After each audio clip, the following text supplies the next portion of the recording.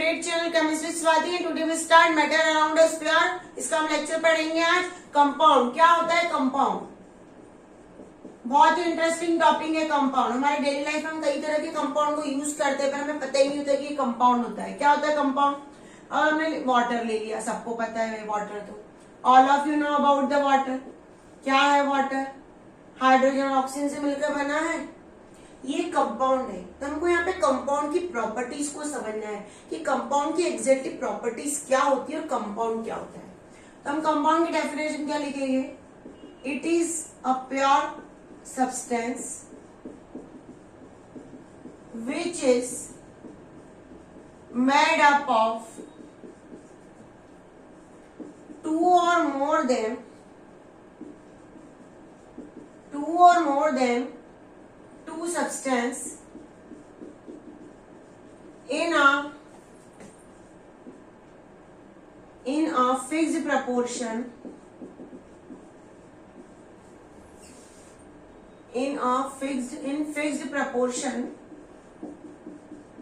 by mass।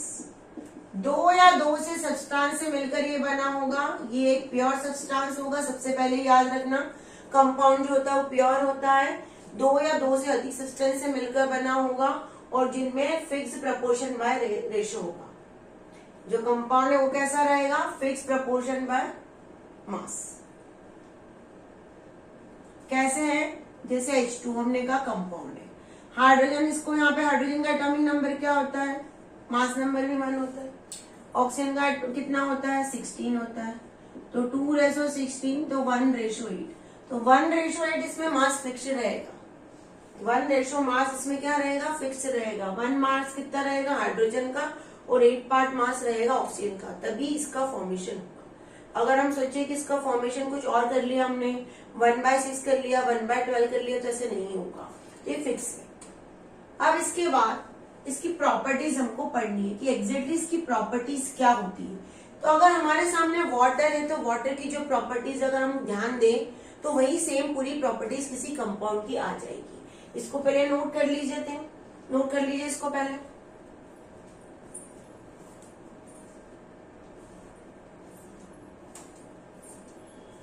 चलिए सबका note हो गया? ओके। अब हम इसकी प्रॉपर्टीज को पढ़ते हैं।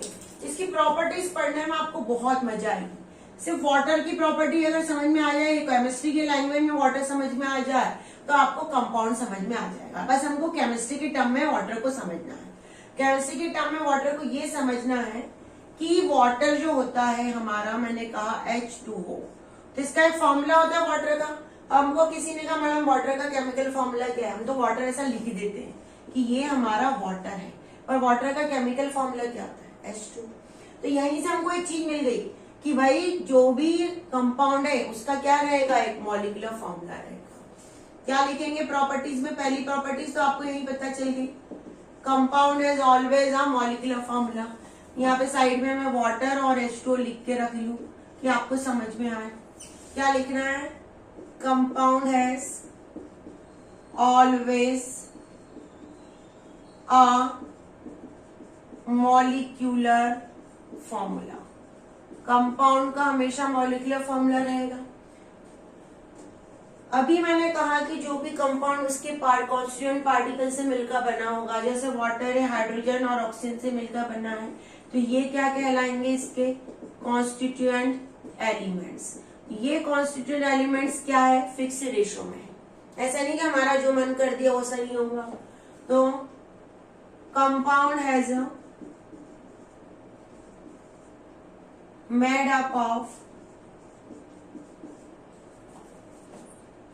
by its constituent elements in fixed proportion by mass। ये हमेशा कॉन्स्टिट्यूएंट एलिमेंट से मिलकर बना होगा और जिनका रेशो क्या रहेगा? फिक्स रहेगा। अब H2 को क्या हम हमारे घर में बना सकते हैं क्या? कैसा मन किया किसी ने, मैडम पानी को हम खुद ही बना लेते हैं, हाइड्रोजन और ऑक्सीजन को इकट्ठा करके, तो होगा क्या? नहीं। जब भी कंपाउंड बनेगा क्या होगा? एक केमिकल रिएक्शन होगी। जैसे वाटर बनने वाला है तो वाटर कैसे बनता है? H2 plus O2 gives 2H2O। हमने यहाँ पे इसको बैलेंस कर लिया, ऐसे बनेगा। तो that is a chemical reaction. ये केमिकल रिएक्शन से बना है, हम घर पे नहीं बना सकते। तो हम क्या पॉइंट लिखेंगे, compound is always formed, compound is always formed by chemical और केमिकल रिएक्शन। कोई भी केमिकल रिएक्शन होगी तभी कंपाउंड का फॉर्मेशन होगा। ऐसा नहीं कि मन कर दिया तो हमने बना लिया, कभी भी नहीं होगा। अब यहाँ पे हाइड्रोजन की प्रॉपर्टी क्या थी, गैस। ऑक्सीजन की प्रॉपर्टी भी क्या थी, गैस, स्टेट उसकी। वाटर कौन सी स्टेट में होता है, लिक्विड। तो जो कंपाउंड है वो उसकी कांस्टेंट एलिमेंट से क्या रह सकता है, डिफरेंट हो सकता है। उनकी प्रॉपर्टी क्या हो सकती, चेंज हो सकती थी। Compound has different properties from its constituent elements। Compound की प्रॉपर्टी उसके कॉन्स्टिट्यूएंट एलिमेंट से क्या रहेगी, अलग रहेगी, डिफर रहेगी। कंपाउंड हमेशा केमिकल रिएक्शन से बना होगा। उसके बाद कंपाउंड जो है वाटर है, उसका मेल्टिंग और बॉइलिंग पॉइंट क्या रहता है, फिक्स ही रहता है, सबको पता है। अगर हमने वाटर की बात की है तो वाटर का मेल्टिंग पॉइंट क्या और बॉइलिंग पॉइंट क्या होता है। बॉइलिंग पॉइंट वाटर का होता है 100 degree Celsius, melting point water का होता है 0 डिग्री सेल्सियस। तो ये हमेशा फिक्स होता है। तो जो भी कोई कंपाउंड है उसका मेल्टिंग और बॉइलिंग पॉइंट क्या रहेगा, फिक्स रहेगा। Compound has a fix melting and boiling point. Compound का मेल्टिंग और बॉइलिंग पॉइंट हमेशा फिक्स रहेगा। उसके बाद जब भी केमिस्ट्री में मान के चलो कि जब भी कोई रिएक्शन होती है बेटा, तो उस रिएक्शन में हमेशा एनर्जी का, हीट का चेंजेस होगा। जैसे रिएक्शन हुई तो कई बार हमको रिएक्शन को करवाने के लिए हीट देनी पड़ती है, या कई बार रिएक्शन होने के बाद हीट निकलती है। ये कंफर्म है कि जब भी कोई केमिकल रिएक्शन होगी तो हमेशा हीट का और एनर्जी का चेंजेस होगा। तो whenever compound is formed, energy changes occurs। जब भी कंपाउंड बनेगा एनर्जी चेंजेस होंगे, ये कंफर्म है। तो these are the basic properties of compound. ये कंपाउंड की एक बेसिक प्रॉपर्टी है। उसको समझने के लिए सबसे अच्छा वाटर पकड़ लो। वाटर में देखो हाइड्रोजन और ऑक्सीजन का मास फिक्स है। उसके बाद वाटर हम ऐसे नहीं बना सकते, वाटर को बनाने के लिए हमको केमिकल रिएक्शन करवानी पड़ेगी। अगर आपको किसी कंपाउंड को ब्रेक करना है तो क्या मैकेनिकल मेथड से ब्रेक कर सकते हैं क्या? हाँ, वाटर ले लिया, हाइड्रोजन को पकड़ा, ऑक्सीजन को पकड़ा, नहीं। तो जब भी कोई कंपाउंड बनेगा तो उसको हमको ब्रेक करना, उसके पार्टिकल में वापस, या उसको सेपरेट करना उसके पार्टिकल्स को, तो हमको कोई केमिकल रिएक्शन ही करवानी पड़ेगी। नेक्स्ट पॉइंट हमारा यही होगा। मैं ऊपर लिख दे रही हूँ यहाँ पे प्रॉपर्टीज की जगह कि when compound can be, compound को तोड़ने के लिए उसके पार्टिकल्स में केमिकल रिएक्शन से ही होगा। The constituent particles can be separated, can not be, लिखो, can not be separated by physical method, by physical और मैकेनिकल मेथड। मैकेनिकल और फिजिकल मेथड से इसके पार्टिकल को कभी भी सेपरेट नहीं किया जा सकता है। These are the properties of compound. Right down it.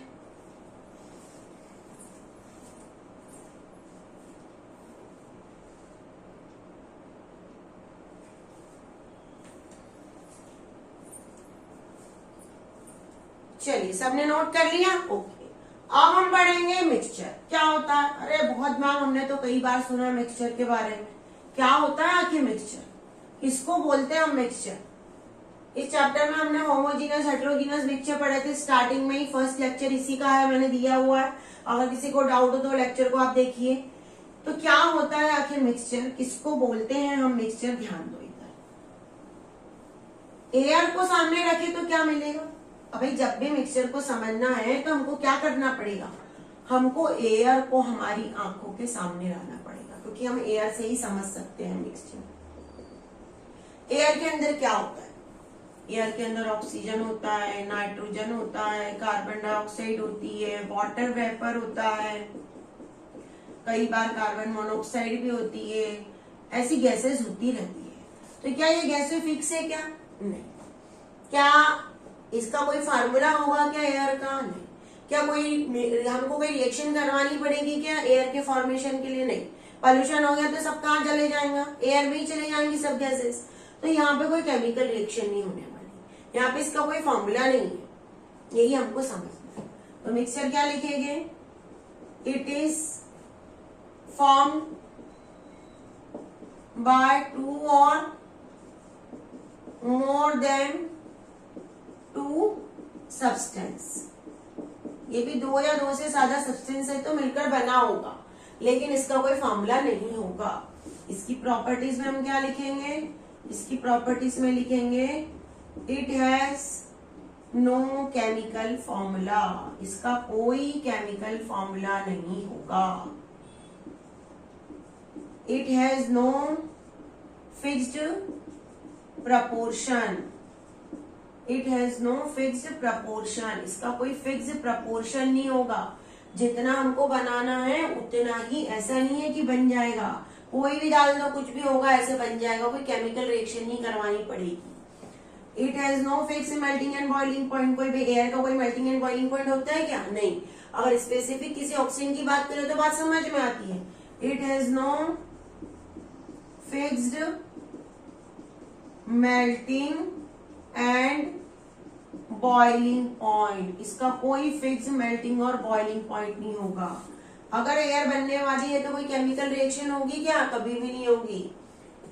There is no chemical reaction occurs when mixture is formed. जब मिक्सचर बनेगा तो कोई भी केमिकल रिएक्शन नहीं होगी। क्या मिक्सचर को उसके कांस्टेंट पार्टिकल से अलग कर सकते हैं क्या? सेपरेट? यस, कर सकते हैं।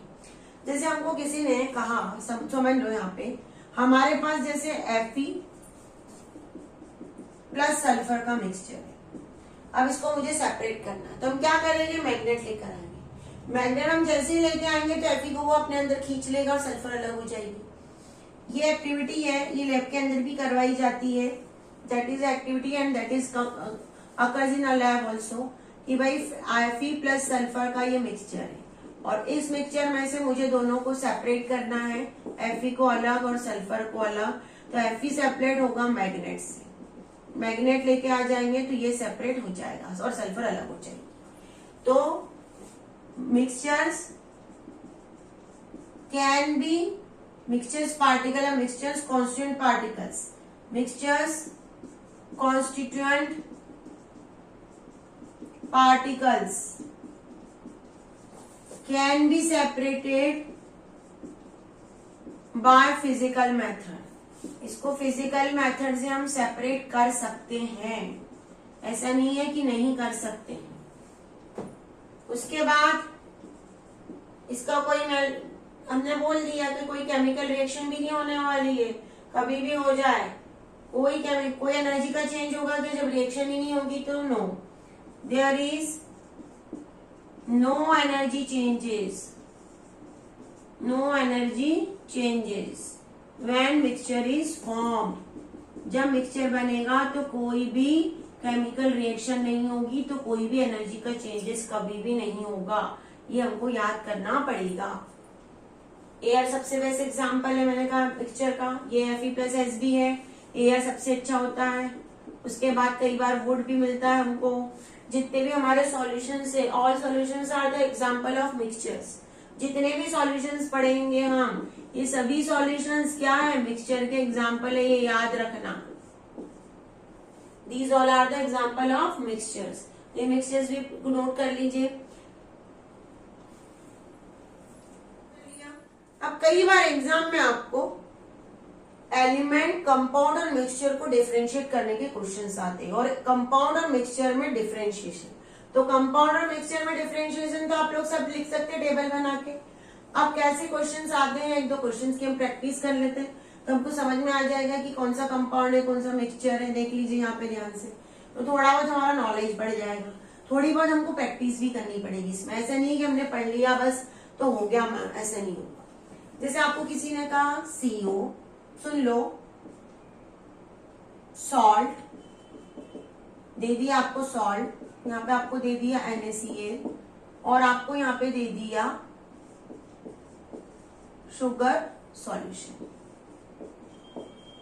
तो आपको इसमें फाइंड आउट करना है कि कौन सा मिक्सचर है, कौन सा एलिमेंट है और कौन सा कंपाउंड है। तो ये जो होते हैं ये सब कहलाते हैं एलिमेंट। ये क्या होते हैं? एलिमेंट। सॉल्ट NaCl फॉर्मूला दिख रहा है तो क्या होगा? कंपाउंड। शुगर सॉल्यूशन, सॉल्यूशन अभी मैंने कहा कि जितने भी सॉल्यूशन है किस में आ जाएंगे? मिक्सचर में। तो ये एलिमेंट हो गया, ये कंपाउंड हो गया, ये मिक्सचर होगा। तो हमको ऐसे तरह से क्वेश्चंस भी एग्जाम में आते हैं। जैसे और आपको दे दिए, वुड दे दिया, ग्लूकोज दे दिया और ऑक्सीजन गैस दे दी कि बताओ मैडम इसमें क्या है। चलिए, आपको ऐसे किसी ने कहा बताइए क्या है, तो सबसे पहले ग्लूकोज का फॉर्मूला होता है C6H12O6, जिसका फॉर्मूला है वो तो कहाँ बन जाएगा? कंपाउंड। क्या लकड़ी का कोई फॉर्मूला होता है क्या? मैंने तो कभी नहीं देखा। ये क्या कहलाएगा? मिक्सचर। और ऑक्सीजन गैस है, O2 गैस है, O2 क्या होती है? ये क्या है? एलिमेंट। ये बहुत इंपॉर्टेंट है, इसको प्रैक्टिस अच्छे से कीजिएगा। हमारे को घुमाने के लिए ट्विस्टिंग करके एग्जाम में क्वेश्चंस आएंगे। आपको क्वेश्चंस इजी रहेंगे पर आपको ऐसा दिखाया जाएगा कि क्वेश्चन बहुत हार्ड। पर हमको अगर कंसेप्ट अच्छे से आता है तो हम किसी भी तरह के क्वेश्चंस को इजीली कर सकते हैं। तो अगर कोई डाउट है बेटा तो हमारा कमेंट्स बॉक्स आपके लिए हमेशा खुला हुआ है। अपने डाउट्स डालिए, हमसे हमेशा जुड़े रहिए और अपने डाउट्स को सॉल्व करवाइए, अपनी केमिस्ट्री को इजी करते रहिए और आपको ऐसी बहुत सारी ट्रिक्स मिलती रहेगी।